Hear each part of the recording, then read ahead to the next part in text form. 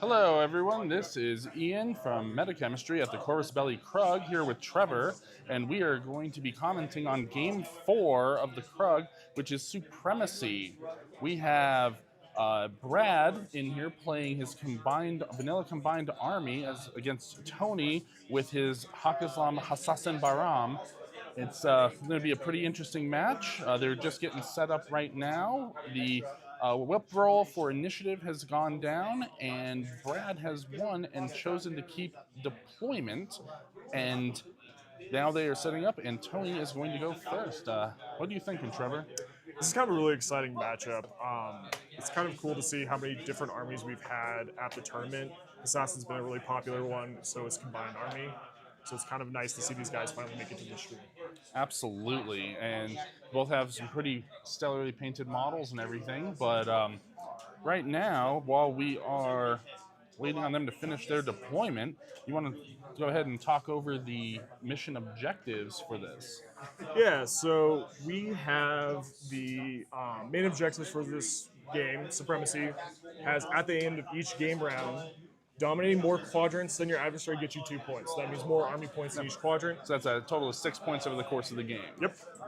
And then we have at the end of the game round, dominate the same number of quadrants as your adversary. So in case of a tie, you're only going to get 1 point, but only at least one quadrant is dominated by the player. Absolutely.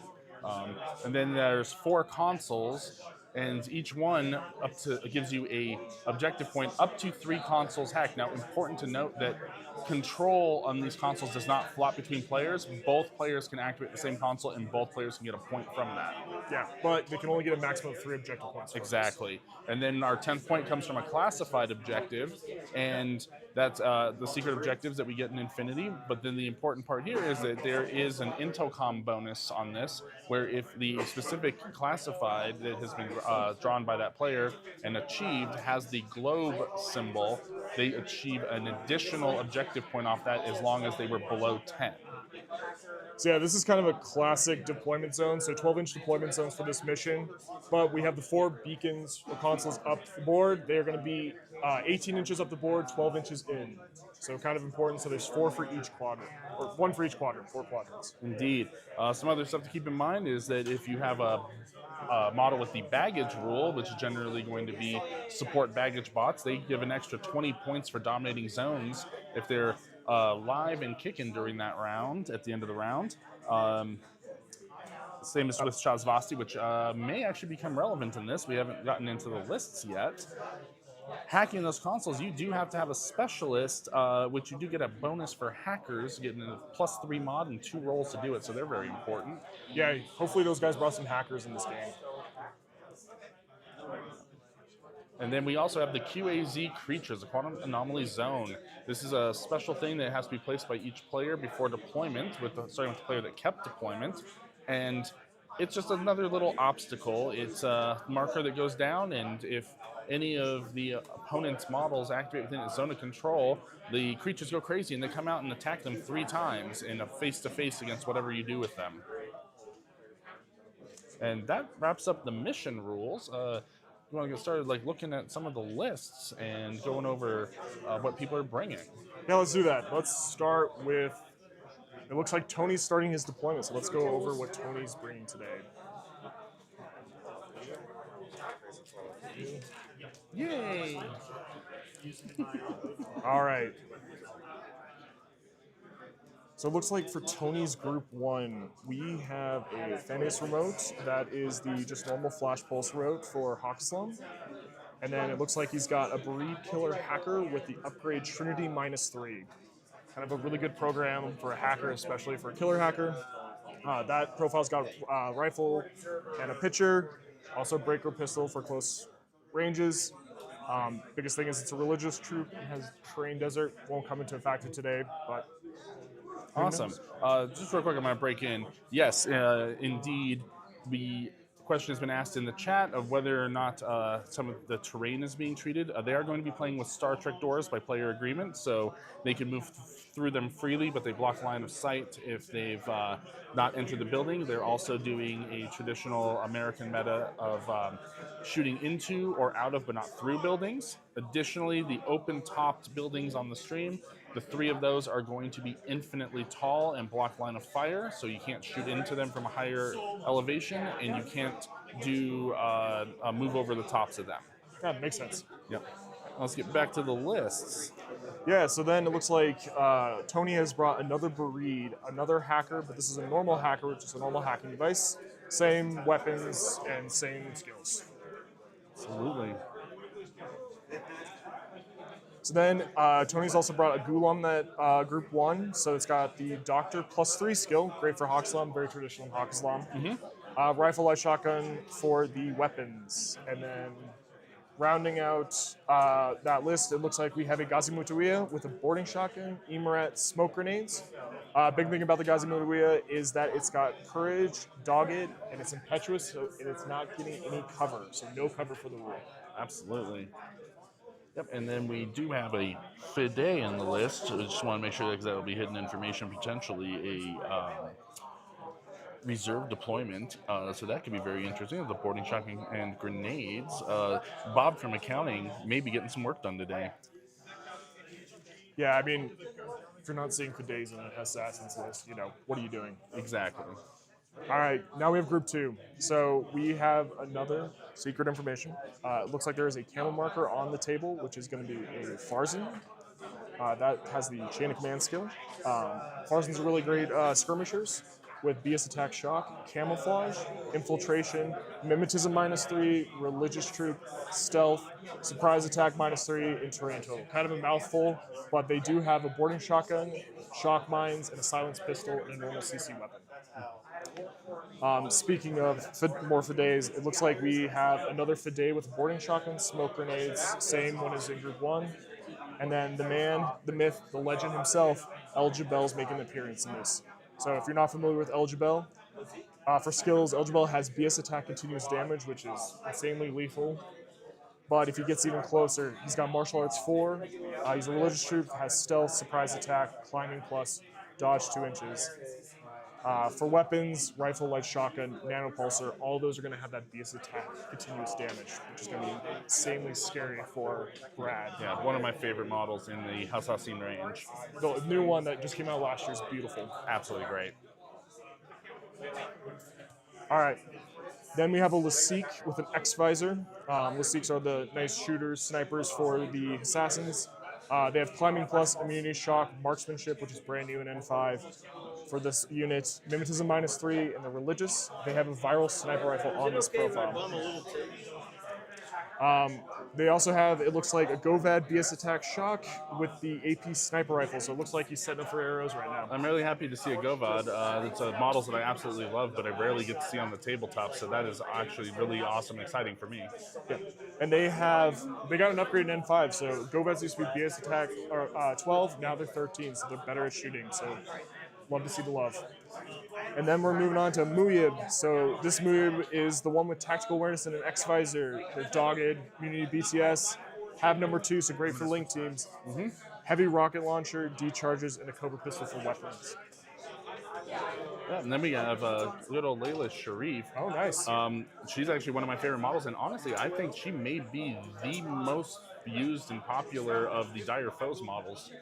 Like, she shows up in almost every Hawk list, more than I think I see any model for any other faction. Yeah, I love playing Hawk Islam, and I think she makes it into even Papu Rama list. So she's a really good specialist and, huge, big hacker, I would say, for all of Hawk Islam. So. Yeah. Ooh, the big boy, the Asa Weira AP Spitfire. He's a monster, especially with that regeneration. I'm going to tell you how many times I've put one down and have him come back up and ruin my day. Man, I think the Ossaweirs might be the most hated heavy infantry in Hawk Islam. Everyone hates them. Everyone's mad about the price, but man, they get the job done. Yep. And then finishing up, we got the lowly but powerful War Core, 3 points of Flash Pulse, and it'll get the job done. I mean, I don't know how many times you've done it, but I've had a lone War Core shut down an entire advance on some good rolls. They're maybe the best 3 points you could probably spend in today. I mean, if you've got 3 points, you're probably putting in a War Core. Absolutely. And then, so going to the chat, just seeing, tags. There's actually quite a number of tags at the tournament today, but we haven't been seeing them super much on some of the stream tables People are going with a little more infantry and going for more variety, because tags are a big point investment. So you got to be careful them. You got to support them right, and they're not always the right choice. But yeah, they are some of my favorite models, and I love to see them. But we'll definitely see some tags somewhere else. And I mean, I'm actually kind of surprised at you because with Supremacy, you want those higher point values stolen quadrants. Exactly, but it's also all your eggs in one basket. True. That is a good point. Now, do you want to break down the groups here? Because it's a little bit of an odd split in compared to how most lists are written. Yeah, so if you weren't following along with us, Group 1's going to have 5 regular orders, 1 irregular order, and 1 impetuous. Then it looks like we also have in Group 2 8 regular orders, 1 tactical awareness order, and 1 irregular order coming from that war. Yeah, so a 6-9 split, but the 6 being in Group 1. Yeah. So it's interesting. You usually see a 10-5. A 6-9 comes up occasionally, and then occasionally you get like a 7-8. Yeah, I'm not surprised with Assassins. They love doing their tricks. So let's move on to Brad, because Brad's deploying right now. So we have Brad. He is playing in Vanilla Combined Army. Leading up the initial part of the list is a Mentor, which is obviously the Lieutenant. Yeah. That is a Vulcan shotgun and breaker pistol, also counterintelligence. Makes it a great multi-purpose lieutenant for that. I'm super excited because I have yet to experience Achilles on the table, but we do. We have Achilles coming with that AP Spitfire. I love to give my chemistry co-partner Devin. I like to razz him a lot about all of the Aleph characters that keep going over to Combined Army, and he doesn't like it, so I just have to drill in on him as much as I can. Yeah, I guess sincere apologies to all the Aleph players out there. Yeah. Achilles out there. Yeah. But then we have Tussair with the MSV2 plasma sniper rifle. It's a beast of a model, so I'm excited to see where that gets put up on some Overwatch to do some work. We also have a pair of Dotterazzi's, and that's going to make this really good with the smoke grenades and impetuous activations in order to get that down and provide the cover for that. Let's see, then we have an M drone with tactical awareness on that. So it's a great sensor bot. The tactical awareness really helps with the order efficiency in this list. We have an R drone with the repeater, a second R drone repeater. So we got some fast repeaters that can get up and do some repeater network. They have flash pulses. They're going to be super great. And then an Imatron, which is going to come down somewhere. Okay. And then Group 2 is going to be some extra models, which is super awesome. We have a Vector. Yeah, you don't see extra models all that often. Yeah, and I'm super happy to see those come back, because I loved them back when they originally came out. So the Vector with MSV2 and a Spitfire, that can get some work done, especially with the super jump that all of those have. We have a couple of Void Operators, so that's going to be super interesting, coming in, jumping around the field with their super jump jet propulsion and 360 visors. Submachine guns on those, cyber mines. So we got killer hackers, so they're going to be great. We have Doc Worm with the MedTech Obsidon with a slave drone to get out there and fix things, do objectives. Another Imatron for that extra order for order efficiency, and an Icadron baggage bot to throw some points in his zone, maybe fill up some pitchers or cyber mines, other things that are in the list. Now, looks like Brad's maybe going for more mobility in this list. We've seen a lot of quick movers, a lot of super jump. Yeah, it's very good. And then we also have a 9-6 split in our groups, or sorry, a 9-6 split in the groups. So both players playing that. Now, inside the buildings, it looks like for some of the purposes, we're going to be going with brown tokens for Tony and gems for Brad for indicating that things are inside of the building. It says it might make it a little hard to tell what's going on if they're inside and you can't see them. So I think they're going to be maybe placing those on top of the buildings with a token in order to denote where that they're actually inside. That kind of makes sense. It's a little hard to get all those angles, but these are two armies that have usually a lot of camo markers. So. Absolutely. So you're just jumping on the stream. We are looking like we're finishing up deployment. They're discussing groups right now before they get started with their first turn. We have Tony with his Hassassin Bahram, and Brad with his Vanilla Combined Army playing Supremacy.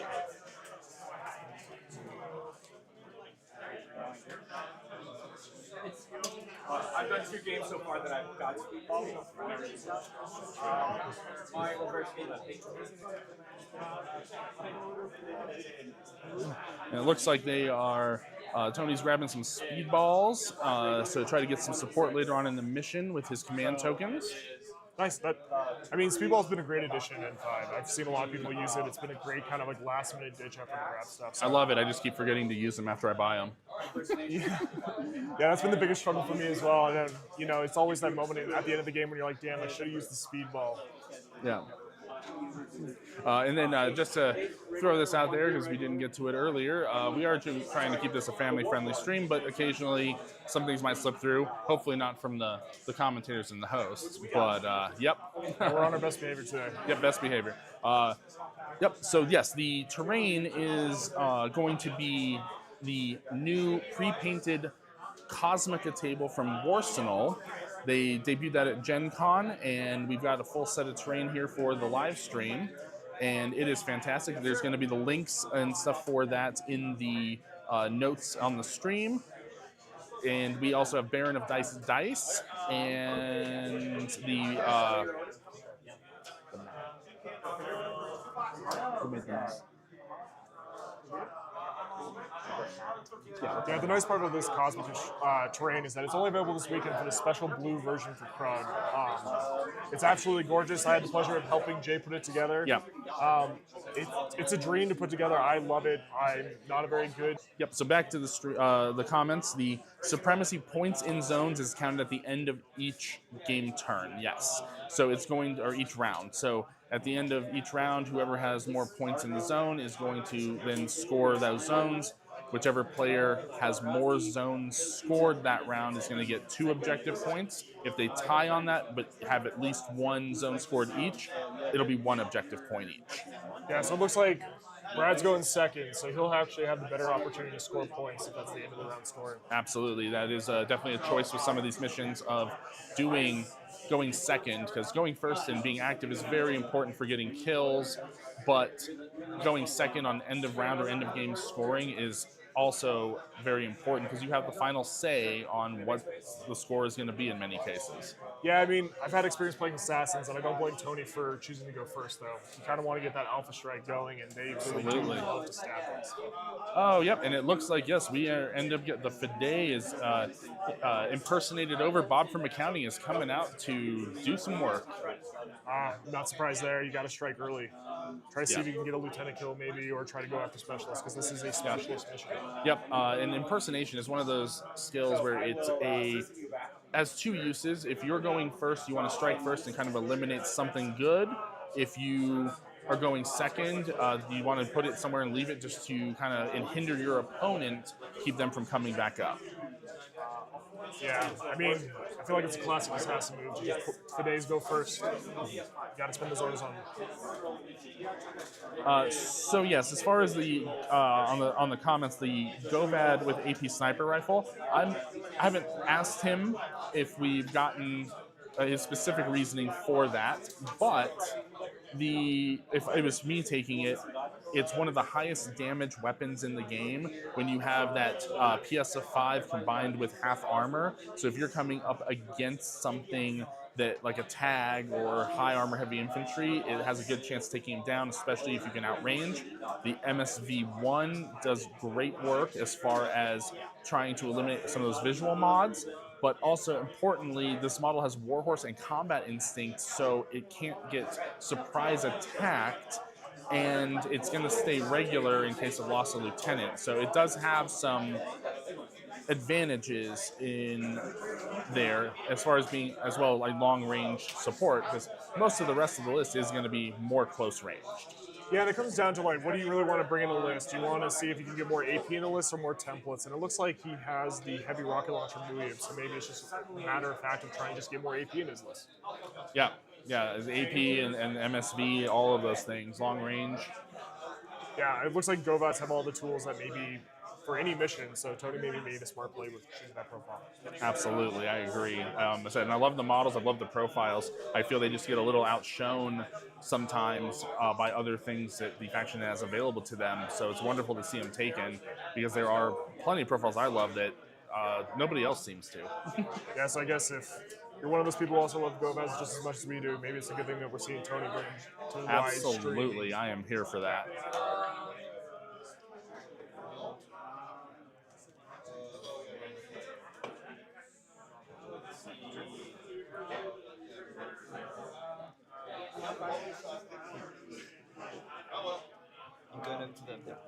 So I've got to put these down.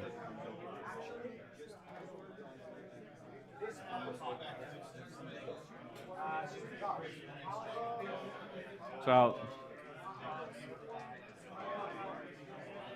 I have 3 link teams, a duo, a core, and a Harris.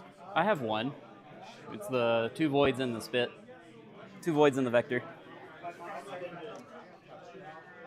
So We got too excited about you killing Tusser. anything see down this way No. that I know of? No. Okay, spending a tactical awareness order right here.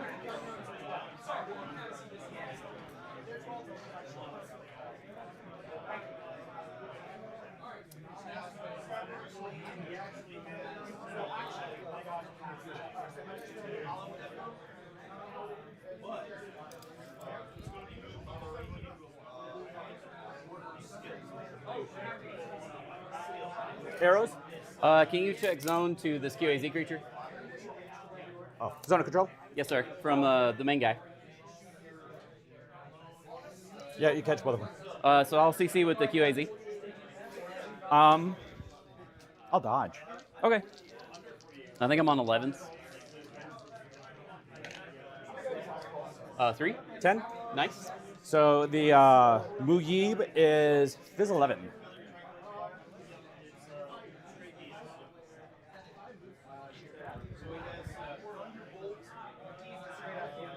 His dodge?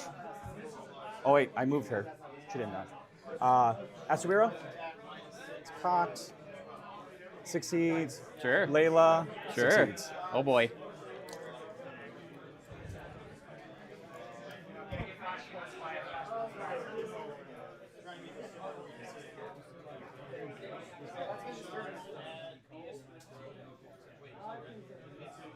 It's right here.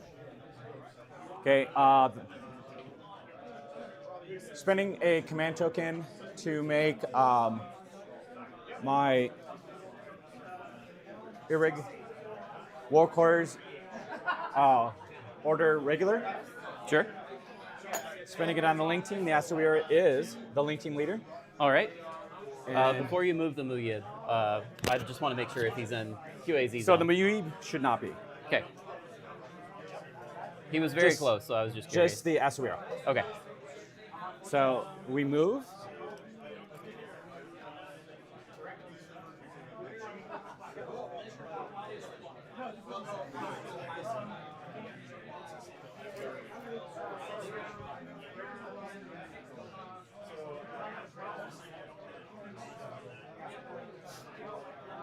So yeah, it looks like Tony is moving up into the building with his forces, trying to get into those zones, make Brad come dig him out. Yeah, but Brad might have the tools. Achilles is no joke. That nano screen and how good he is at shooting and CC. I don't know. This could be Absolutely. Yeah, and I'm seeing, even though those buildings of infinite height, I'm seeing the Lasik and the Govad snipers up on that roof back to provide overwatch around the sides, which could make it hard to get into a few of those zones just to score some points. So I think that's a decent choice that he has made there. I hope it pays off. Yeah, I mean, the Lasik also has climbing plus, so it's going to be pretty mobile. So maybe late game we'll see him make a mad dash into the zones more. Exactly.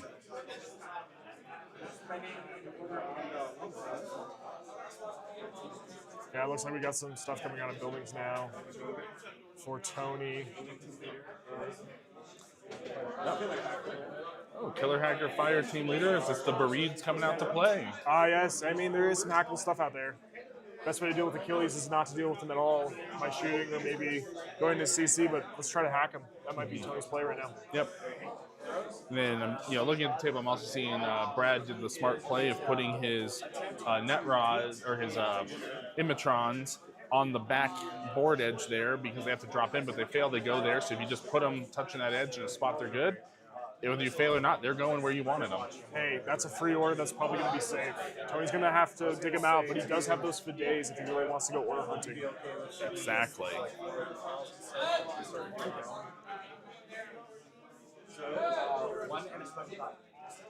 We're getting an attack going with the special die. Yeah. How do you like the new special die change, Ian? I love the special die, to be honest. It allows you to maintain the accuracy while slightly reducing the utter lethality of Infinity. Yeah, I think it really kind of toned down link teams, but in a good way, right? Exactly. But I also love how it interacts with things like saturation zones because you still get it. So that makes things like a fire team and reactive in a saturation zone basically just as accurate because they're still rolling 2 dice. And it's 1 at the end after the discard. And then the active team just loses a burst. Yeah, I mean, it kind of opens up that flexibility too with like special die being used in ARO. It's kind of interesting. It kind of makes some really cool, interesting design options in the future. I can't wait to see what they do. Yeah, it makes a few models like what is it, the Crux Knight that the Crux Knight. Get how many special die does that thing end up getting?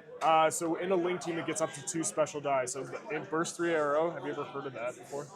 It's outside of suppression or total reaction. Nope. But yeah, that's kind of disgusting. Yeah, it's kind of cool. Yeah, it's nice to see the Father Knights get rebranded to the Crux Knights. So. Yeah, I love the models. I'm glad that they've come back. Yeah.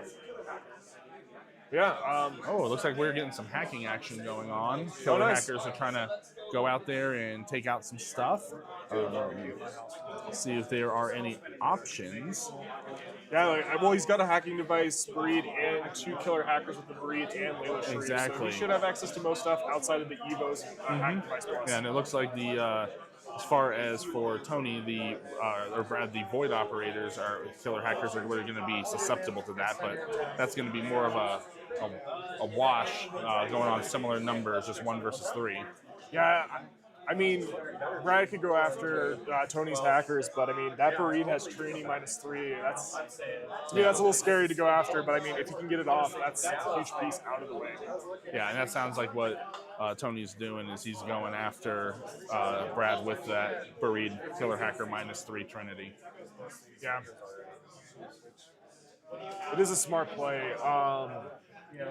Yeah, I mean, like, I guess in this situation, like, is it better to set up the repeater net and supremacy round 1, or do you kind of want to, see if you can maybe use those pitchers later to maybe punish Brad for coming up into those zones?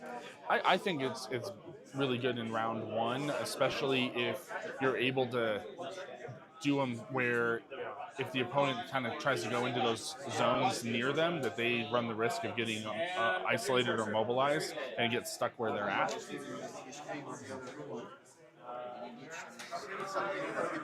Bottom of 1. Okay. And it looks like we've just switched turn over to the bottom of 1, and now it's going to be Brad going after Tony, seeing if he can make up some progress. But so far, as this is end of round scoring, we don't have any points yet. Yeah, it kind of makes sense. It's, turn 1 of round 1. Classifieds will probably be the only thing that Tony could have scored there, but didn't have the opportunity. All right, and then responding back to the chat, yes. For these tournaments, you are allowed to write 2 lists, and you pick which one you're going to use for each mission. The missions are published ahead of time, so you know what the requirements are. Sometimes it's going to be a list that you build for specific missions. Sometimes it's going to be tables that you're looking at, whether it's an open or a closed table. Other times you're looking at missions that are going, whether your opponent, if you're going to have a hard matchup against, say, Combined Army or Aleph or something, you might build a list more tailored for that. But you do choose your list at the table when you find out what your opponent is playing. So you don't know what they have when you choose, you just know which faction they are. Yeah, we've heard a lot of players this weekend have built those lists for the mission or built it for a certain army, but a lot of people have been kicking themselves apparently in this tournament at the Krug for not bringing a mission that's good for a table. So like open tables are sniper tables. So we've kind of noticed that as TOs here.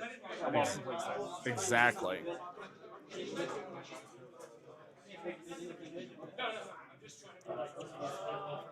So now we're going to activate this Dotarazi. Yep. We're going to move forward.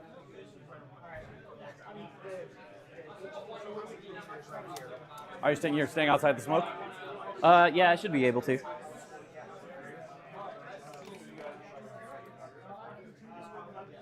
Yeah. If you're within zone of control, I will attempt to spotlight you. Okay, I'm going to double chain the template, the thingy. Can you check zone of control for me, please? Yeah, of course. I'm in. Oh, I'm in. Okay. 100%. So here is the spotlight. Good. Sweet. BTS check.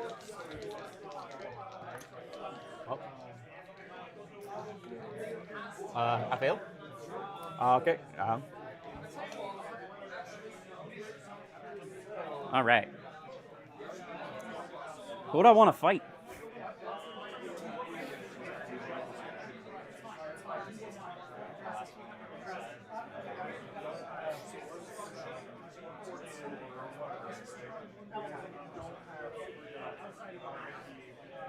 Who do I want to fight? I have these two zones. He's got those two zones. I think I might just need to be aggressive like normal. All right, Achilles. Moving up 6.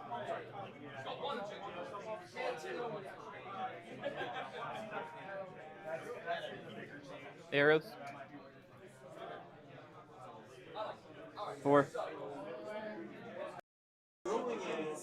All right, so it looks like Achilles is starting to move up. He was kind of in that back left corner of Brad's deployment. Yep.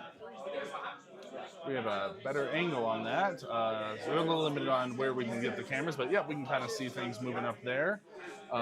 So Brad has done a very conservative deployment out of line of fire of most things, which could go good or bad.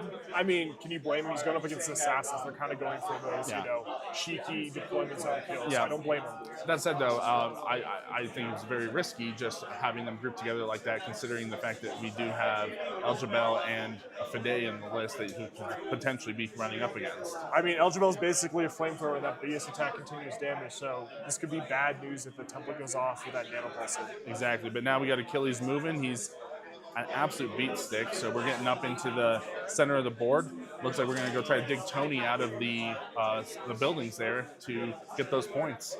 Is it bad to say I'm a little scared for Tony right now? Like, I've ran up against Achilles so many times, and I'm a little nervous for Tony. I'm not going to lie, I'm sweating over here. Yeah, I am super excited for it, but yeah, we're going to definitely see what happens with the new Achilles. I mean, did Achilles really need a nanopulsar? Probably not, but he's got new combined army toys, and I'm sorry, Aleph, but it looks like he got a big blow up. Yes, he did. That Pulsar explosive close combat weapon on his PS of 4. Oh my gosh. Yeah, he is. He's the same old Achilles, just that little bit better.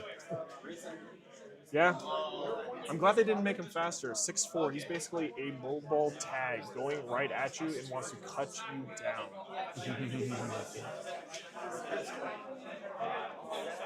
Yeah. It's kind of nice to see Tusser in the mix. Tusser, I'm a big fan of Tusser. I loved him in Shock Army back at N4 and N3. Multi-Spectral Visor level 2 is great in this mission, especially with that smoke with Tony's Gazimudawiya, looks like has the smoke there. The plasma sniper rifle is absolutely terrifying. A template long-range weapon. I think Brad made a great choice. It's going to kind of keep Tony at bay a little bit. And Tusser has, it looks like mimetism, so the Gobats can maybe fight him, but I'm kind of curious to see how this fight's going to go with Tusser. Yep. And then I've just gone and snuck a peek at Brad's classified objective. He's going for the HVT follow-up, where he has to get a medium or heavy infantry into zone of control of the enemy HVT. That's the high-value target for the classified objectives. And then take a whip roll. He gets a bonus to that if he also has line of sight while being in zone of control. So with Achilles, especially being very fast, he has a good possibility of doing that. And with 15, that's really respectable. Exactly. Tussaire can also do it, but you want to hold him back. Yeah, and then he's got those Exoras, those Vector, the Void Operators, and the 2 Void Operators. So those guys are medium infantry too. And those are probably even the best option because they are not only fast, but they have that super jump as well. Yeah, he's probably easily going to get that classified. So Tony is maybe in for a surprise on that one. I'm going back in. I'm going to go find out what Tony's classified objective is. Yeah. Yeah, and while Ian goes and looks at that, it looks like Brad's looking over and seeing how he can best handle Tony's in the main room right now. Yeah, it looks like Brad walked over and is kind of seeing how he can move on Tony's side. So. And it looks like Tony is working on close combat where he needs to get a doctor, engineer, paramedic in order to do the heal something up. This one cannot be done by servants, if I remember correctly. That is correct. And notably, neither of the objectives that are being played have the globe symbol, so neither will count for the extra point. So they have to go for the full points value every round. I mean, Gulam doctors are known for, being good doctors. Doctor +3, every single doctor in Hassassin. So I think this is probably a good card for him. Yeah, I think it's a very good card. And as always, because this mission does have HVTs in it, if you can't push your classified, you can get within zone of control of your opponents at the end of the game and do a secure HVT. That's fantastic, but the caveat there is that if your opponent does the same thing to you, whether they're just securing the HVT or not, you will not be able to secure theirs. It's only one player can be in control of the other player's HVT. Yeah. I mean, both armies have the mobility to secure HVT, so that is always a nice backup option in case, Tony's doctors go down or all those medium infantry with Exora skill, because remember, Exora skill says they can't go unconscious. They go straight to the dead state unless they take a wound. And now what we have Brad trying to extricate his guys out of his deployment zone. He's utilizing the infinitely tall buildings to block the line of fire of those snipers, but he's got a limited narrow area to do that in because the snipers are kind of covering down either side of the long, open-topped, infinitely tall buildings. Yeah. But that means he's got to go inside. This is going to be a bloodbath. I mean, it's not infinite, it's not a bloodbath. I think this is kind of what we were all hoping for. Exactly. Oh, looks like we have just taken one of the consoles and flipped that.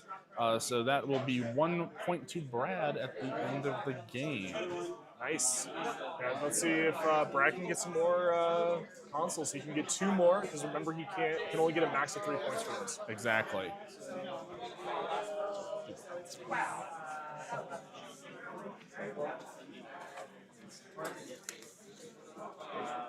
Try. All right, so activating them again. So we're super jumping 8. We're gonna try and not reveal, but we're just gonna super jump to here.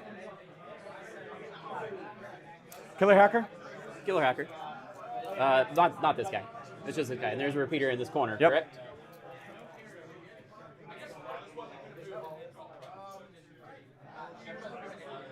I'll check your zone of control. Sure. You got that front one. All right, so I'm going to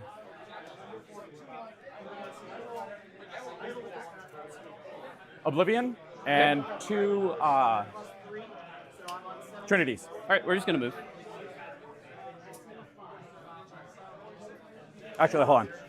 I'm not gonna 2 Trinities on him, but I'm going to do Spotlight on him. Okay. So, Layla, good. Cool.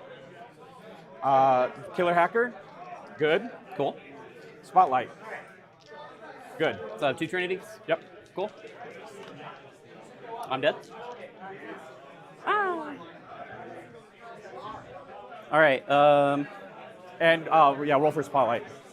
Oh, yeah. I'm good.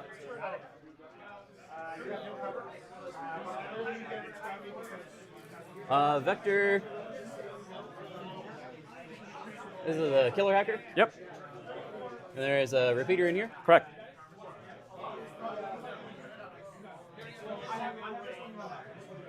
What is he armed with? Spitfire.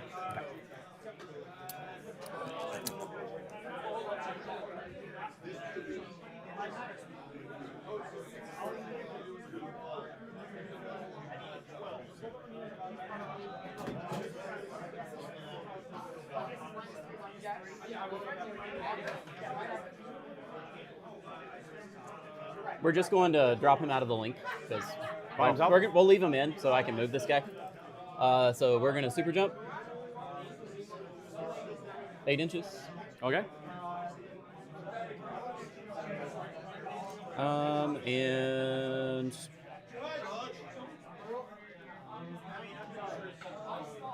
super jump back this way. Is your intent to? All right, and so now it looks like Brad's pushing the extra into the far zones around that building. I'm not sure how he's going to handle the Govad sniper up there, but well, we're going to find out. So, but yeah, he's pushing up into those zones. He's got to get in there to try to grab the points and the objectives because we are coming down to the end of the first round. I mean, at least the Vector has a Spitfire, right? So maybe that's enough to deal with the Govad sniper. Exactly.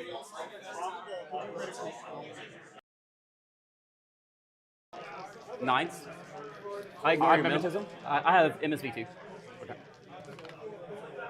A 1 and a 5. So you got me with a flash pulse. It's 1 roll now, right? I am blind.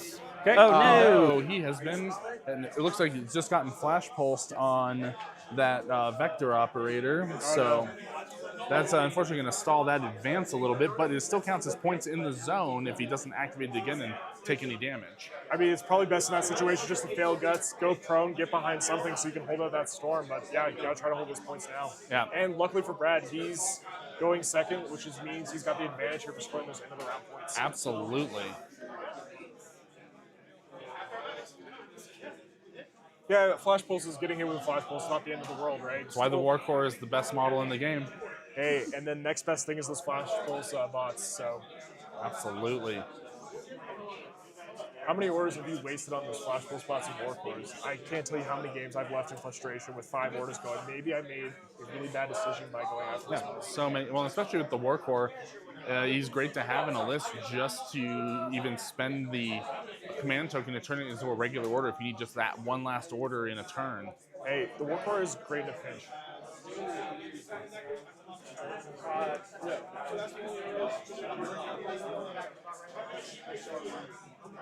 Oh, yeah!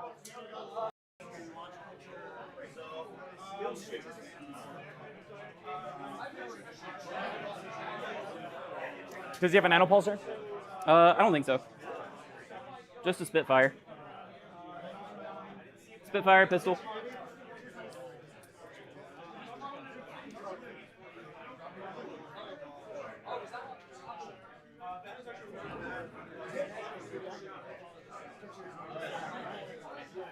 I don't want to deal with this Asawira. Because he's very dangerous to Achilles. Other than him killing Achilles, it's the hacking that is the problem. But I can't really get to hackers at the moment.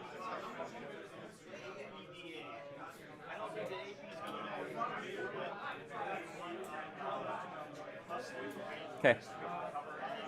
All right. Achilles, we see the Asawira currently. Even with me being prone? Yeah, I think so.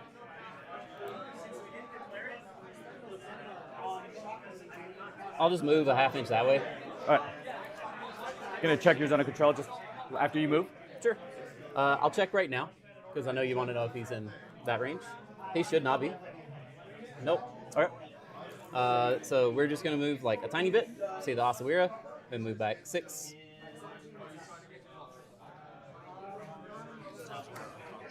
Yes. AROs. Actually, the link is broken. The Asawira is going to reach. So it looks like Achilles has taken out the Asawira and is currently unconscious in the building, and now he's trying to finish the job while maintaining that zone. This is a big setback for Tony. Yeah, that AP Spitfire would have came in handy taking out Achilles. Yes. And Achilles is a lot of points in that zone. So, now I said, we haven't seen any tags, but the joke always is Achilles is the Silhouette 2 tag. Yeah, I mean, this is tough. Tony's going to have to figure out a way to pull this out, because if he can't dislodge Achilles, then this game might just be a runaway for Brad. Absolutely. I also have now noticed that I think, in my opinion, that Tony has made a little bit of a mistake. He has his snipers on that building are actually prone in a position where they're going to have a hard time seeing stuff because he didn't get them standing at the end of his turn. Well, hopefully Tony can weather the storm, maybe keep some of his orders, only lose a few. If he doesn't finish off that Osawira, maybe the regeneration can, get him back into the game. It's a Fizz 14 roll. That's not terrible odds, but 70% chance. There's always that 30% chance that you fail. Absolutely.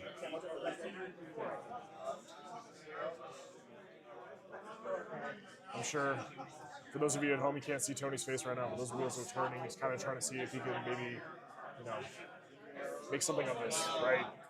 He's probably going to have to concede, that his turn 1 points for controlling zones, but let's see if he can make a comeback. He's still got Fides out there. Maybe try to slow him down with the loss of Lieutenant. Turn 2 for Brad. That might be the best play. The bot over here, it's just going to walk up. You're fine.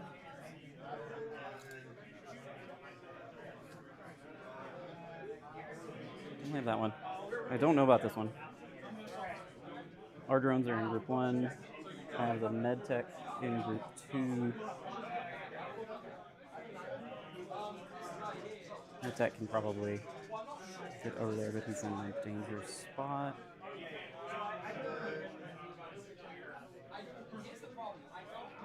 What's in this zone? What's over here? So You don't have to tell me the zone, but what's over here? crazy, camo, and Wolfhard. And a Warcore, and then this thing. Yep. Got it. All right, so I probably can't get that one. And then over here we have a Mutt. Yep. And we have Layla. Yep. And 2 Fides. Well, Fides are in that one. Yeah. Where was the Fide? Right there? Right there. Right there. 2 Fides in that zone. All right. That zone might be... Well, you can't deploy on my half, and you didn't move them. So they're in that zone. Or you can, actually. You don't have infiltration. Different rule.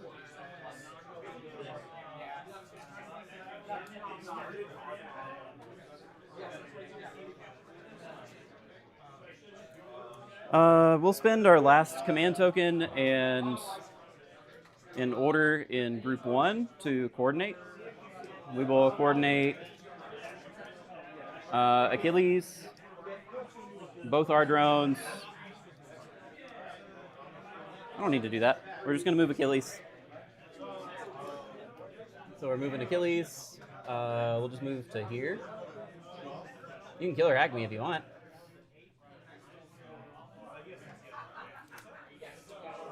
I will. I have stealth, so. Yeah, stealth, yeah. Yeah. There's a magnet there. All right. Can't really see anything. Can't really get to nothing.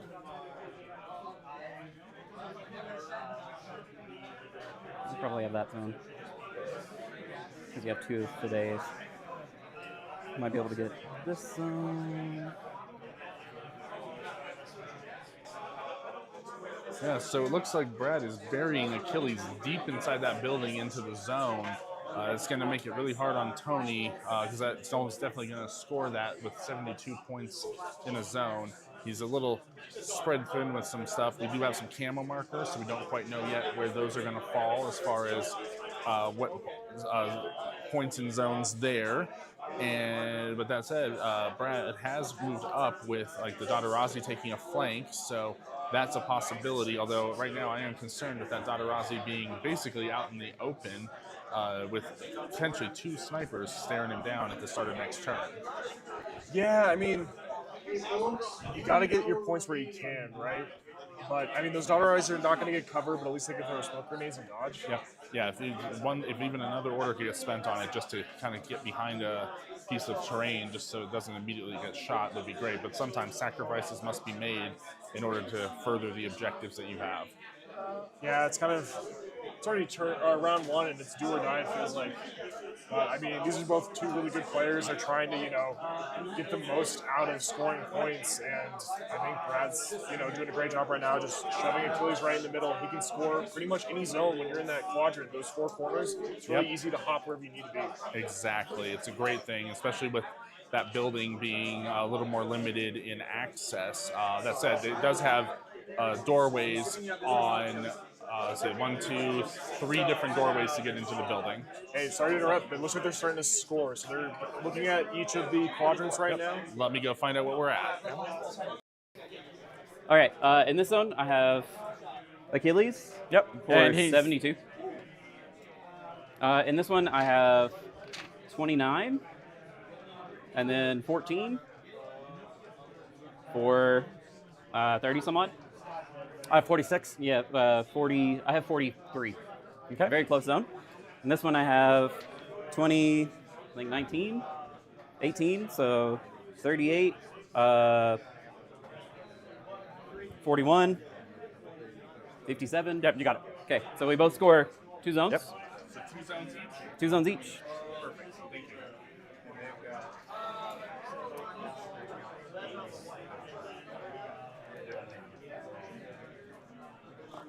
Ah, if only that R drone had gone down. All right, and we've just hit the end of the first round, and each player has scored 2 zones. So we are at a 1-1 scoring off of that. 1-2, because Brad does have an objective that he has switched, so he is still taking up. I'm a little surprised that those points values of those camera markers were just enough to get some extra points in those zones, because it wasn't the 2 close ones they were scoring the diagonals off of each other. Yeah, I guess we shouldn't have counted Tony out so quickly, but I think, I don't think he was sweating as much as we were over here for. Absolutely. Still And a now game. I'm looking at, we're going to go into the top of round 2, and I'm still worried about that Dotarazi. I think he's going to be an early casualty. Yeah, I think Tony's got to eliminate those orders in that pool, because that Dotarazi's in the same pool as Achilles. And the other thing that's kind of neat is I'm looking at where the Fides and stuff went, and I thought they were going to be used more to take out troops, things like that, to kind of prevent the advance. But no, he's dug them into the buildings in order to keep them safe to score points in zones. And I think that actually ended up paying off, being able to score 2 of the zones, even with Achilles climbing right down his throat. Yeah, I mean, let's be honest. Fides are useful for scoring points in supremacy. You don't always have to kill with them. They're mid-20s, and eligible is 33 points. That's a hefty amount of points you can put into a zone. Absolutely. And with the impersonation skill, you're already getting up to the deployment zone. So, that's a huge advantage for. So again, I think this is swung back. It's still anybody's game, and if Brad can hit hard, or Tony can hit hard enough, he could swing this back from Brad actually fairly easily. Yeah, I think right now it's anyone's game, and that's what we want here on the stream. This is really great for the crowd. This is really great for Corvus Belli. So we have ourselves a game. 6 does. So AP PS5. Okay. I'm dead.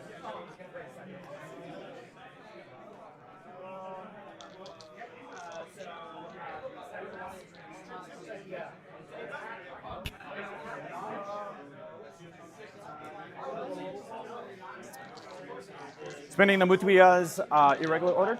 Yep.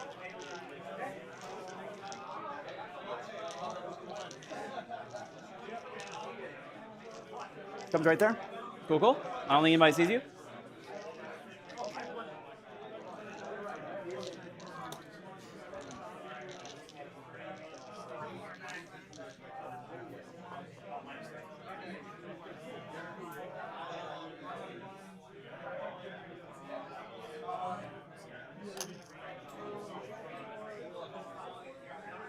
Comes with our smoke.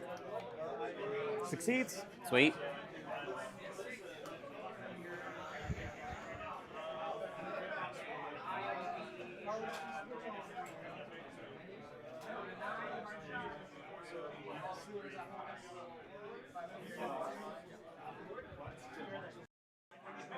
All right, and it looks like Tony is going to come out swinging. He's getting those snipers up. He's already taken out the vector operator, and he's getting smoked down to go after some of the other troops and use that MSV to go through them. So that smoke to kill him. I'm actually getting a little worried for Brad now because he's got a lot of models that are kind of sitting in the open with angles on them. What's the status on that Osawiri? Oh, the Asawira is dead. Ah. Well, maybe he got a little bit too comfy thinking that the Osawiri was dead and you didn't have to worry anymore. Yep. So with the Achilles going in and knocking down the Asawira, Brad did make the smart play of one more order to move Achilles into a zone, but made sure to shoot the Asawira's unconscious body so that regeneration couldn't kick in. It looks like Tony is moving up his Fannius remote, so that's got a repeater on it, and it might be within repeater range of Achilles. This could spell trouble for Achilles. Absolutely it could, especially with the number of other hackers in it, because there's a Bareed hacker that can do the job, and Layla Sharif. So there's 2 hackers there, as well as Layla having, she's a killer hacker, but she has an upgrade of Carbonite to shut him down. Yeah, that's a nice upgrade that Layla got in N5, so now she's even more versatile. Looks like Achilles might be trying to get out of there. Yeah, sometimes, especially if it's something like a Carbonite, it's better to dodge out of the zone and then reset, but that's also hard to do when you're in reactive. Yeah, I mean, Achilles has got whip 15, so that's only a -3 if he gets carbonated, but, I mean, you're stuck there in place, so then Tony can just move that remote back into the repeater range. Absolutely. Start it all over again. In that interaction, so a dodge does not contest a hack, but if you can dodge out of the zone and then take the hack and get immobilized, it still makes you less. You're not taking another hack when you activate again to get out of that. Now, so that works in active. In reactive, it is dubious because there's another order spent and you're back in the zone. Yeah, it looks like Achilles might be making a break for that door. He might just be, looking to maybe live another day, or at least not be hacked another day. Yep. My favorite thing of using my reactive dodge is to get closer to kill things. I mean, you do play a lot of JSA, and you do like to stab these scenes, so I'm not surprised with that. And Ariadna, we do the same thing there. Yeah, just a little bit more AP instead of D and explosive, right? Yep. Yeah, it looks like Tony's getting closer to that building, starting to move stuff in. Oh, putting a template down, small teardrop maybe. Or maybe checking zone of control, he might be going in for that hack.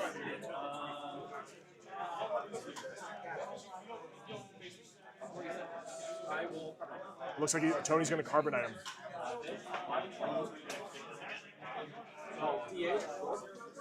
All right, DA's got to make 4 saves. Yeah, but that BTS of 6 is going to go a long way. Hey, he only needs 1 to go through. Exactly. All right, looks like Achilles is carbonated. Yep, he's going to be sitting around until he gets shot or manages to reset out. I mean, I guess the play that's kind of obvious now for those who are watching at home, I think if that Bareed's going to do anything, it's going to try to isolate Achilles now to give him a -12. Yes, because he's taking the -3 right now, but then putting that -12 on him. He'll still get out on a 3 or less, which is better odds than almost anything in the game, but it is still going to be tough. Yeah, I'm wondering if combined armies IT department's better than AOS, because Achilles might be in trouble. That's true. I mean, we know that the combined armies IT is better. They do have whip 17 models. Aleph is jealous. All right, it looks like we have some more models that are moving in towards Achilles. Maybe now's the time to kill him. He can't move unless he resets out of it. So Achilles is getting approached from all different vectors. Achilles is out in the open, but you have to remember that he has nano screen, so he is getting cover +3 for this, even including against templates. That's a huge thing about nano screen. That's really helpful. Yeah, nano screen is fantastic. It is one of my favorite things, especially now that I can get that on my new favorite JSA model, the Hatamoto. Oh yes, it's a beautiful model. Oh, we got a couple arrows with that movement into the building. Looks like Brad set up a couple arrows just in case this certain event happens. So it's only smart play. Spend the last couple of orders in your turn to try to set up things like suppressive fire, different things like that. It's the smart play. Sometimes though you got to risk it because you don't have enough resources to get the job done otherwise. Yeah. We'll see if Brad can maybe see if he can try to fix Achilles, or maybe if he's bought in that speed ball, he can maybe try to see if he can get him out of being carbonated by improving that status phase. Problem is he's got to switch to his turn before he can do any of that. Yeah. And now Achilles looks like he is also immobilized. All right, this is pretty bad. Yeah, this would swing the whole game into Tony's favor. I mean, I do love a good swinging game back and forth, the drama of it all. You know, it's infinity, like every order matters. And, you know, you don't want to get murdered off the table. You don't want it to be a super boring game. And I think some of those most memorable games that we all have is the ones that come down to that last die roll. So I love those games where one die roll, if, you know, win or loss decides the game. It's just, you know, it's been a good game. Yeah.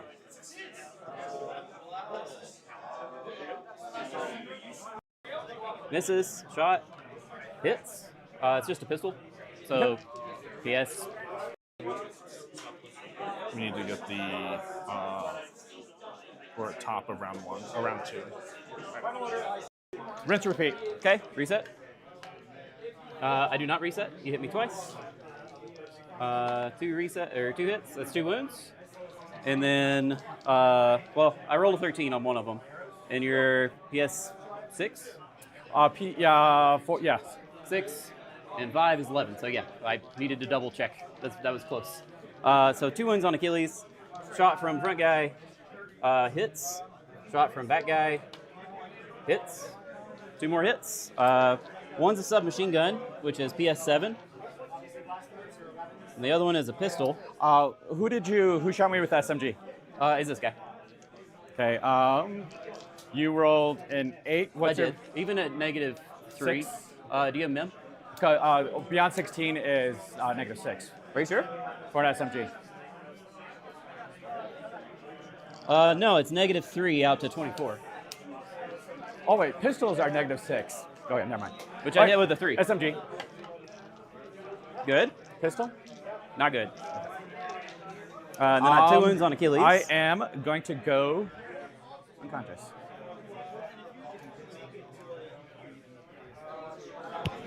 Okay.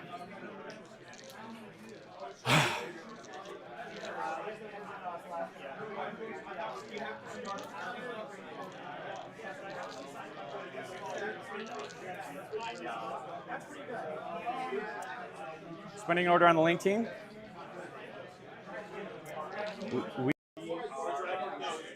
So it looks like Tony, he's trying to push Brad hard here to take out Achilles. Achilles has got 2 wounds on him, and he is immobilized and isolated, but he's still on the table. He's pushing models up into the center to take him out, but he actually just lost one of them to AROs coming in from the Void Operators. Oh, nice. At least Brad's stopping Tony with those arrows. I mean, it's kind of like an eye for an eye. Lost the Ossuaries going for Achilles. Yeah, there's a possibility that Achilles will live through this turn, but it is still, in my opinion, looking a little slim on that note. Yeah, the problem for Tony, though, is that even though Achilles is immobilized and isolated, he's still scoring points. That's a huge chunk of points that's now just sitting in one zone. He has to dislodge that. I mean, you got to make every effort right now, and it looks like Tony's doing that in the center. Yep, he is pushing forward as hard as he can. He can just get rid of Achilles. That's a huge amount of points that can't go into zones. This is kind of, you know, the comment earlier about why not seeing tags. This mission specifically, tags are great because it's a lot of points, but tags are also a liability because it's a lot of points if you lose it. And the same is going to be said for Achilles because he's more expensive than actually a lot of tags are. Yep. It looks like Tony's saying all dice into Achilles. We got to remove him right now. Yes, indeed. I do not. Penetrate and cover my flats. I needed 6. Yeah, look like they're doing a bit of calculation, seeing what the outcome is. I mean, Achilles is a big boy. He can take a couple hits and keep on going. Yeah, especially with that. Although, oh no, this is the armor. He's only got armor 3. Yeah. They didn't get the fancy version, did they? No, didn't get the fancy version. I mean, Nano Screen kind of helps with that, so kind of armor 6. Yeah, that's the makeup for it, but he can't get cover as the exchange. Yeah. But maybe a good thing for Brad, because we have to keep in mind that he does have Doc Worm, so he can remove those states if he can get the slave drone up and touching him. As long as Achilles is alive. Yeah. So Brad's not completely screwed with Ajax. Achilles just failed a reset on an interaction, but now looks like he's getting hit with viral. Hey, Viral might do the trick. That's double action against BTS. And so Achilles has now gone unconscious. He's still recoverable with Doc Worm, but unfortunately, it's going to be potentially a little bit difficult. Yeah, I mean, you can keep shooting Achilles, or do you go for that coup de grace? But you're going to have to fight that arrow. It looks like the Seek Viral Sniper came down to finish him off. So he said he's unconscious right now and all that, but now it looks like we are switching over to the bottom of 2. Oh. I mean, it sounds like Brad just barely, survived this interaction. Achilles can still be brought up like we've been talking about. So, I mean, this might be just enough luck for Brad to get back into this game and keep scoring those points if he wants to win this. Absolutely. Like I say, he took a big hit, but Achilles is recoverable, and this is still anybody's game. Brad's still in the lead at the moment, and he is, as second player, going to have last say on some of this scoring. Yeah, so while Brad kind of, counts his orders up right now, figures out what he wants to do, takes a breath, shakes off what just happened. I mean, I don't know about you guys at home, but that cosmic terrain looks absolutely gorgeous. That blue with the Mars mat, I'm loving just watching this. Yeah, it's a wonderful table. I am absolutely on board with this, and I would love to get a set for myself. Yeah, I mean, my credit card might be taking a hit this weekend because, as one of the organizers for the event, I might need a Krug table now. Absolutely.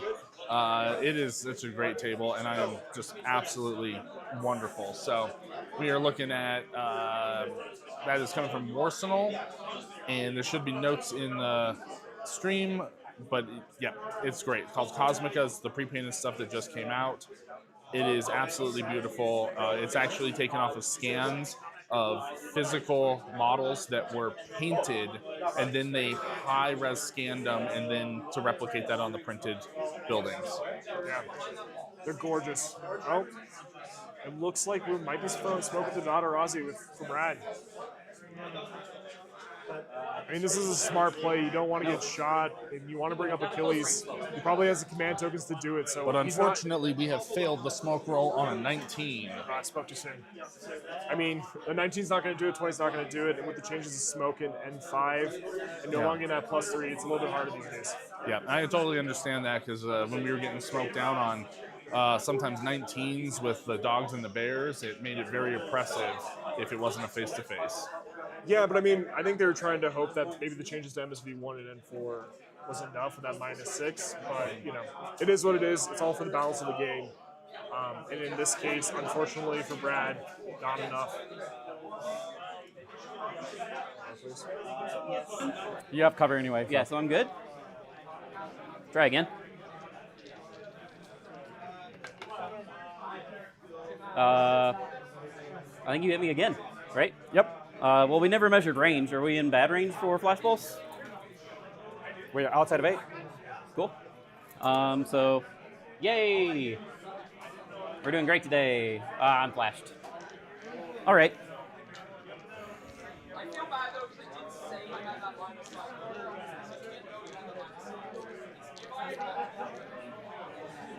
touching that door. If I put a wound back on Achilles. Is there smoke here? No, it's not. I just put it there to think. So if I put a wound back on Achilles, which I only have one shot at, because I spent a command token. That was probably dumb, now to think about it. So if I put a wound back on him, does he remove his states? No. He's still isolated and all that kind of fun jazz? Cool. All right. Well, we're going to try it anyway.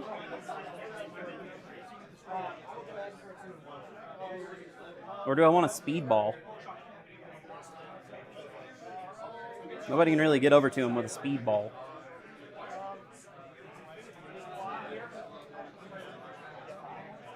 We're going to drop Speedball. So we're going to drop a Vitapack right here. Okay. And then we'll drop another one. I don't care. We'll drop something right here. Okay. Like in that little hole. Let's see what drops. Let's see if this Vitapack drops. It does. See what that one is. It's a 17, whatever that is. And it drops on a 5.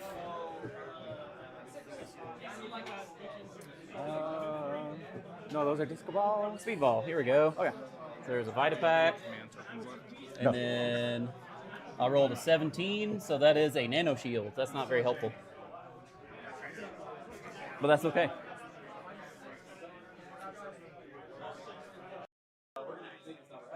So yeah, we're in the second half of the game. This is where it's going to be critical on the decisions that people are making in this game, because now resources, and that's models and the orders they provide, are starting to get limited in order to accomplish objectives as things have gone down. Yeah, but it sounds like both players still got some command tokens left. It looks like 3 aside, right? Yes, indeed. But now we're looking. No, actually, the command tokens, they've used all of them. Oh, Both players have used all the command tokens. So yeah, no command tokens left. So that's even another resource that's been expended in this fight.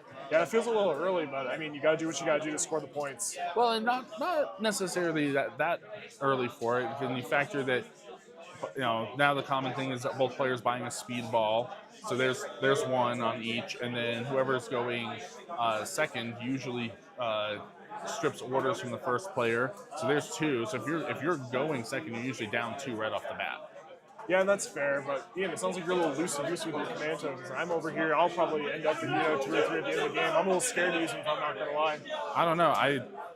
That's why I just go for lieutenants to give me extra command tokens if they're available. Having 5 is wonderful. Yeah, and Tony did have the option, because Gulams can have a lieutenant option that can carry an extra command Yes, they can. But yes, so command tokens are a great resource. They do a lot of stuff, but again, you only get 4, maybe 5 in a game, so they can be very limited, and you have to use them wisely. We did get some coordinated orders earlier, so that was part of where the expenditure was coming from. I mean, no big surprise there, I guess. You want to move up all your guys at the same time, and not everyone's in a link team, especially with vanilla combined. It's a little hard to get those link teams compared to assassins. So you got to do what you got to do. Makes sense, for scoring points. Absolutely. And addressing the comments with Speedball, it isn't, I think, a very interesting mechanic. Don't know, it's either kind of a score big or you forget to use it.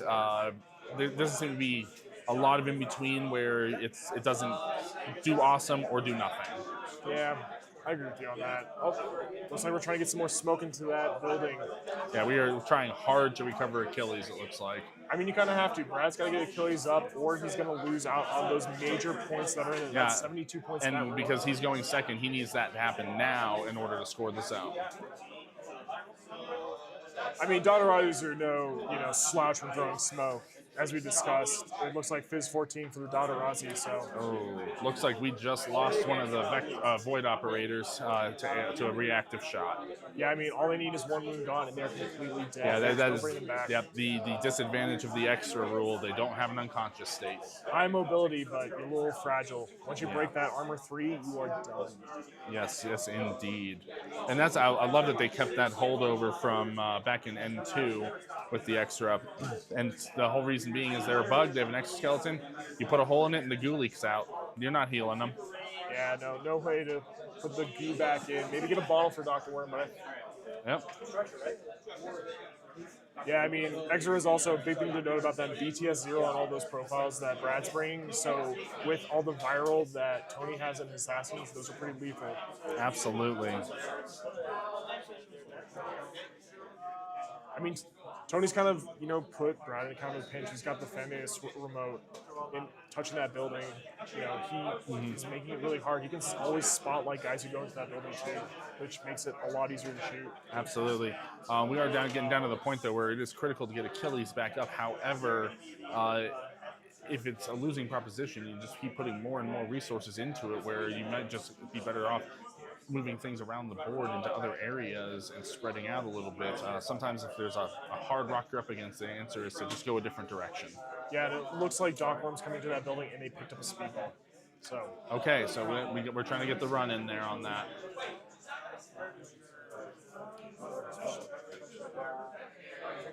Yeah, there's Doc Worm making their way over to Achilles. Can Doc Worm do it? A lot of stress, and without command tokens, if he fails that Doctor roll, he might be SKO. Absolutely, which is where I think the speedball is going to come into play. Yeah, that's the safer bet right now. And that's a really smart play by Brad, you know. That's a guaranteed short skill, gets a wound back, gets him back into the game. Yep. The only problem is you got to get him there.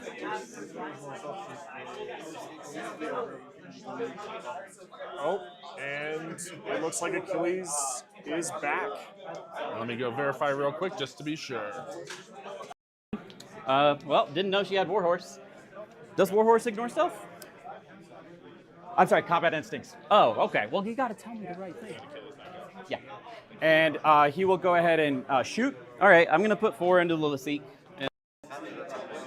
And yes, indeed, Brad has gotten Achilles back up, and he is back in the game. He's getting him out of the building, kind of retreating, get him to a little bit of a safer position. But this swings things back in his favor, at least for this round. Yeah, Tony's got to figure out for his last turn in round 3, how's he going to figure this out? Because, you know, Achilles is back out, running around. This is tough. He's got to go back to hunting Achilles. Yes, he does. That was part of why it was so important for Brad to take out that Asawira, even though it was unconscious, because this is that exact situation that could have happened in reverse. Yeah, sometimes you just don't have the orders to remove something, and that's, you know, it's always that like kind of pressure moment of like, will they come back? Will this bite me in the butt? So, I mean, glad Brad could get Achilles back up. That's his key piece, and that's going to be the way he's going to win this game now. Because that's also heavy infantry, because he lost an Extra, that's medium infantry. He can't do his classified. That is important. It is now the classifieds are going to be very difficult. Might have to come down to a possible secure HVT to get those points.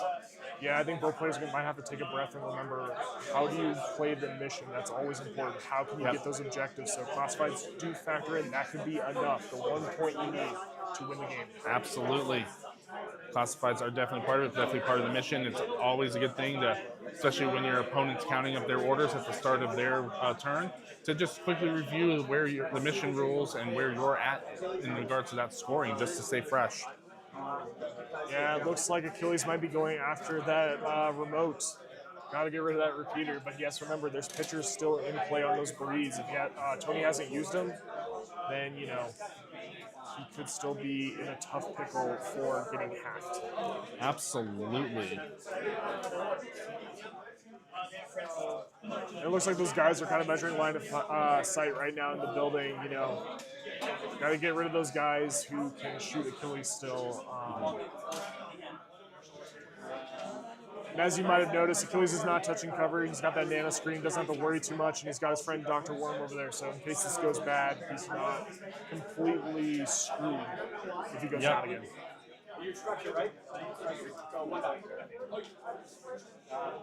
You dead? PS5? BTS? Yeah, I'm good. BTS, I don't know what his BTS is. He's only BTS 3, so if I was smart and said I was in cover, I would have been fine. But I never said that. Okay. That sucks. All right. Well, Dr. Worm's unconscious. I think the game is yours. You just have to get a bunch of zones at this point, because that's the end of that. It's in my orders. I have this one. Can't really do anything with it. I have an Igadron. Igadron's not going to really do anything. Who else is in that list? Oh, it's this guy's also in this list. So he'll just back up. That way you can't shoot him, I guess. So if you want to flash pulse him again, you can. Okay. Why not? Actually, he's going to dodge. Cool.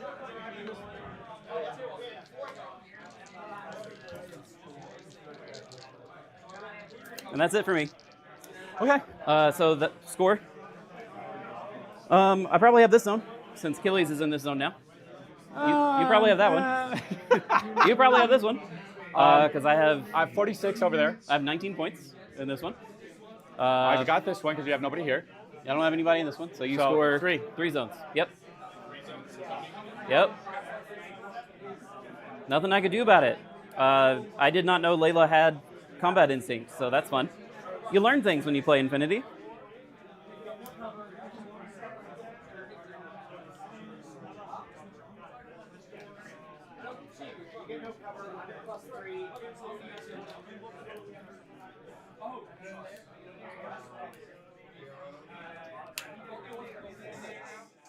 All right, and we've just hit the end of round 2 and scoring it up, and even getting Achilles back up and having to retreat him, though, has managed to Tony to pull 3 zones this round, allowing him to get 2 points, pulling the score to 3-2 in his favor. That's actually a really big swing there, and hopefully he can maintain that momentum. Yeah, I mean, hats off to Tony for kind of figuring out a way to crack Achilles and score those points. Sometimes you got to figure out how a way to do it, and he did both things that he needed to do: score those points, get rid of the big scary guy in the middle, and now let's see if he's going to try to go finish him off. It looks like he's moving up the board and just trying to hold his lead right now. Absolutely. So this is still anybody's game, but it's definitely swung hard in Tony's favor. Yeah, I mean, but Tony doesn't have any of those consoles right now. Brad's got one, but if Tony wants to build up that lead, he needs to get those consoles. Yes, he does. As that's 3 potential points he's not scoring right now, and especially now with the classified being potentially out of reach. Yeah, if there is some way that Tony can get 2 consoles and not let Brad get another console, like even if they tie, in that case it looks like Tony might be able to get the win. Maybe try to secure HVT. Yeah.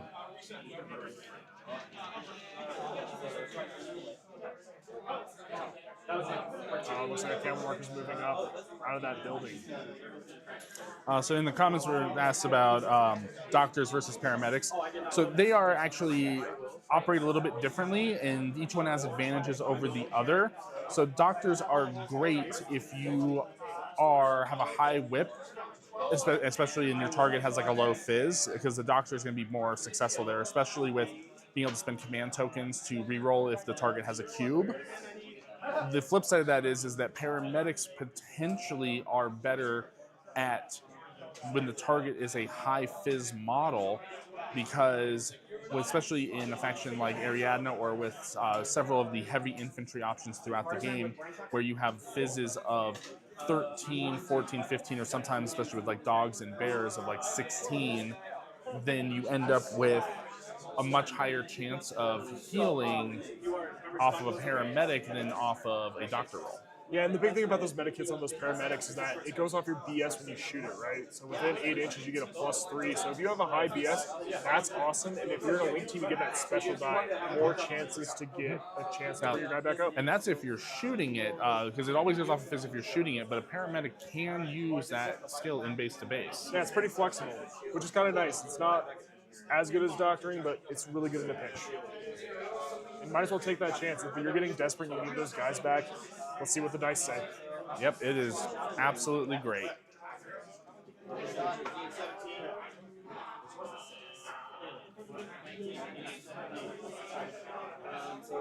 BS 12 up to a 15 minus Surprise attack and mimetism. minus 6, so 9. Looks like one of the Fidays just came out to play. Yeah, I mean, they've been quite quiet, but I mean, as we talked about earlier, they're just trying to score zones, but those are no slouches in close combat. And they're not a bad shot with having the boarding shotguns on it. That's +6 if you get within 8 inches. Yep. But yep, we just ended up with surprise attack coming out of that impersonation state. Yeah, surprise attack is scary, especially if you're not expecting it. Combat instinct gets rid of it, so that's something new in N5. They kind of broke out Sixth Sense into 2 different skills now. Yep. I love combat instinct. It's so much fun. People say, hey, I'm in a surprise attack, and I'm like, yep, I don't care about that. Yeah, it's kind of fun now that they've broken out that skill. You have one person who has Sixth Sense and one person who can have combat instinct. It's kind of a fun way to kind of give a unit maybe something a little extra that's not going to break the bank, right? It makes it a little bit more unique.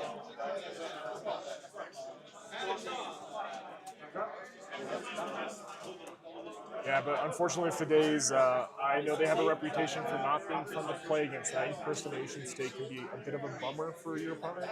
or from playing against it. Absolutely. I do think that we've gotten in a better spot with some of the changes with things like BioVisor and how you burn through the discovers on them, but it is still an extremely powerful skill, possibly amongst the most powerful in the game. Yeah, I mean, it's basically infiltration with no roll, and if you want to get into the deployment zone, it's just based off of whip roll. And guess what Fides have? Whip 15. Yes, they are very powerful. Thankfully, it is a very rare skill because you have the Fide, you have Aljabel, you have the Speculos, and then you have the Grief Operator, which has a lower level if I remember right. Yes, I believe it does have a lower level. And then you can get through a killer hacking devices, you can get the hacking program to give you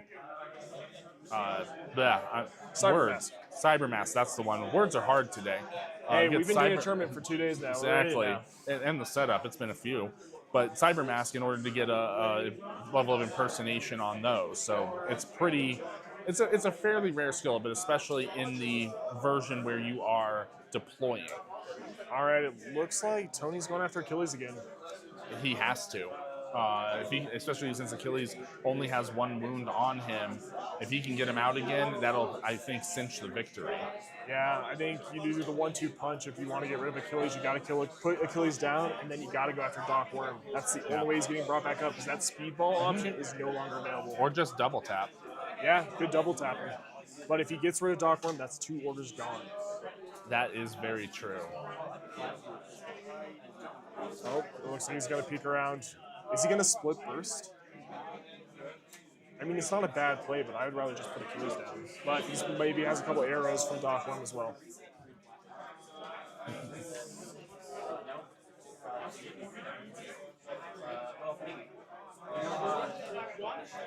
Rifle, so we are outside of 8. Cool. So you're So, plus but 3 you have minus magnetism? 6. So +3 -3, so I hit twice. Cool. So twice on Achilles, and it's Actually, just, no, +3 -6. Yeah. Because you're still conscious. So Yeah. it's a crit, 1 hit. cool. And what's your PS7. PS7, AP, anything? Nope. He's dead. Just straight dead. Took 2 wins. Flash pulse. Nope, failed. Great. Last. Love it. And is that Achilles going down that I just saw? Yeah, he got off the table. Yeah, I mean, that's the smart play. As we were discussing, Achilles is that threat, and you just, with Doc Worm right there, it's a no-brainer for Tony. It's 72 points. That's no longer on the table. Yeah. While obviously things can change in the generic situation of the table as it evolves, I do think that this has kind of cinched things in Tony's favor heavily. I mean, hey, don't discount Brad right now. Brad's a good player. He has combined army. The no combined army is super powerful. Absolutely. And here's the thing: he's got his lieutenant as the mentor with Camo State. So if Tony really wants to, put this in the books, he's got to go dig that out, and that's really hard to dig out. Absolutely is. We don't have any Oh, looks like he's using Lieutenant or Tony. I mean, now's the time to do it. You can't go into Lost Lieutenant now. So if you're going to spend that Lieutenant order, do it turn 3. Who cares if someone knows it's your Lieutenant? Absolutely. It is at that point another resource. If you have no risk of going into loss and it's not a mission that rewards lieutenant kills, absolutely use a lieutenant order during the last round. Yeah, I always find that using the burrito and Hassassin's is always an interesting lieutenant, right? It's a flexible hacker.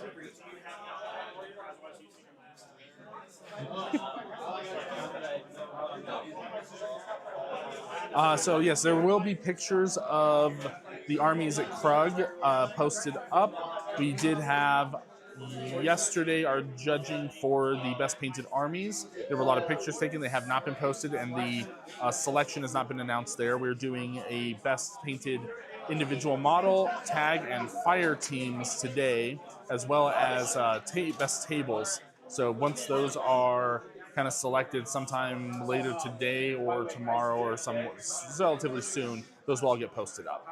Yeah, and I mean, like, coming from someone who's never really had a fully painted army, but I can definitely paint one model, a tag, maybe a fire team. So, I appreciate that that's an option here at the Krug. Yes, absolutely.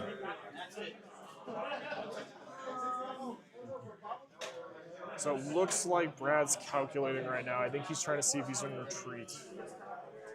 This is not a good moment. Or maybe he's trying to calculate to see if he's going to score zones.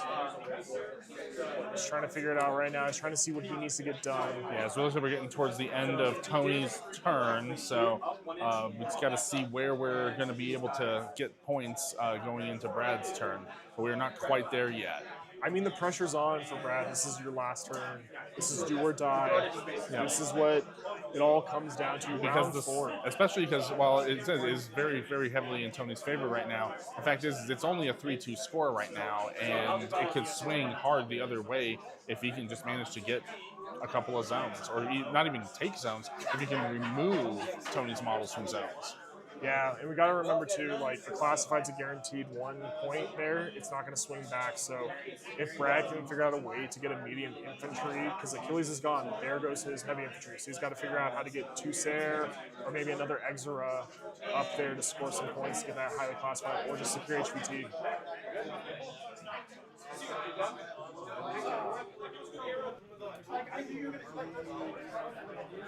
Spend an order. We're going to move 4. You good? So that sounds good.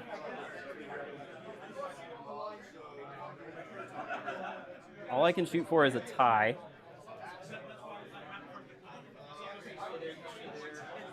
Attack where?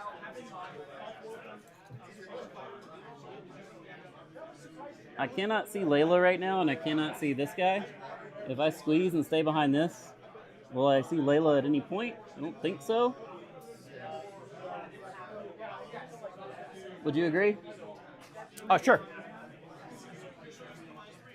So we're just going to squeeze up. Move up to here. AROs. If you're with the zone of curl, he'll dodge. Yeah, go for it. And I think that's about it. I will, and he's still revealed, correct? Who? Yes.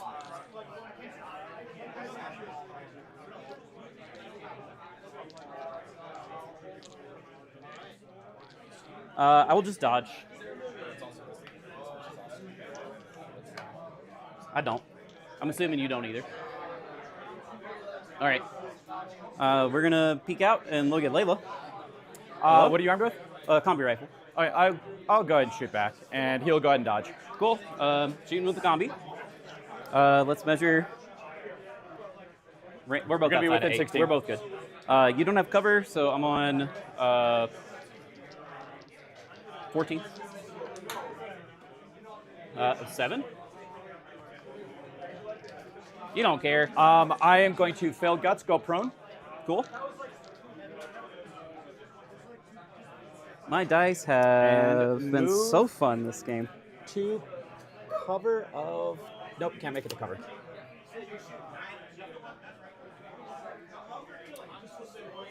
In a guts roll, can I stay vertical and then go prone with the movements, with the new movement?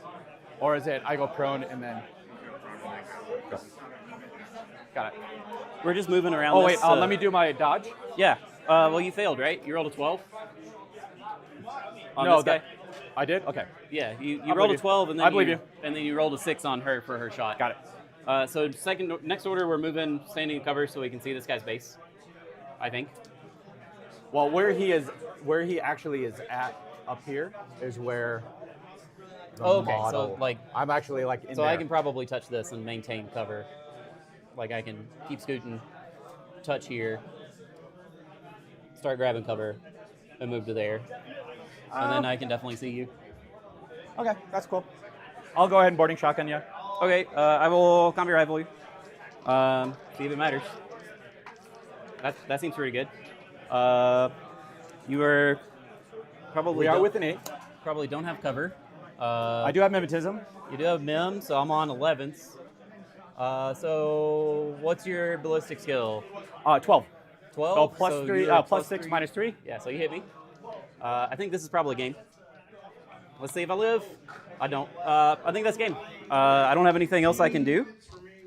Yeah. Everybody who can do stuff is dead. So Okay. Very good game. So let's count up the points.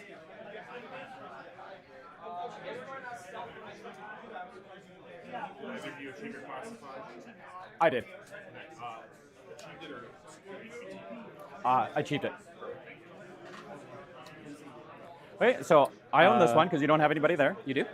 I own this one because you don't have anybody there. You do. You own this one because more points. Okay, I have because I this killed one. that one, and you have that one. Because this is How many 51 points. He's How many? 22 points and he's 29. So this is 51 points. 51 points.